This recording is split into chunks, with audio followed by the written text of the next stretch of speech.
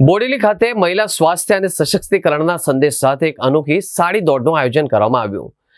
આ દોડ છોટાઉદેપુરમાં 2.0 મેરેથોનના pre event તરીકે યોજાઈ હતી, જેમાં 1500 મહિલાઓએ ઉત્સાહભેર ભાગ લીધો.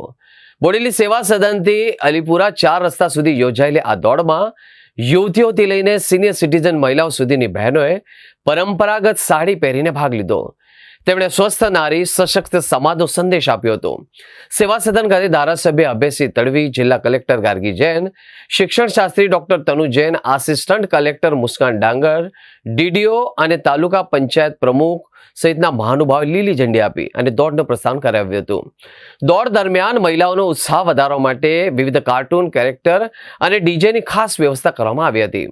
જિલ્લા કલેક્ટર ગાર્ગી જૈન પણ મહિલાઓ વચ્ચે સડક પર બેસી ડીજેના તાલે ઝૂમી ઉઠ્યા હતા, જેણે દોડવીરમાં ભારે ઉત્સાહ લગાવ્યો.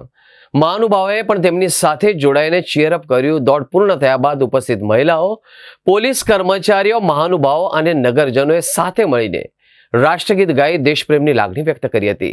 આ સમગ્ર આયોજન દ્વારા મહિલા સ્વાસ્થ્ય, ફિટનેસ, આત્મવિશ્વાસ, આત્મનિર્ભરતા અને મહિલા સશક્તિકરણનો એક સુંદર સંદેશ આપવામાં આવ્યો હતો.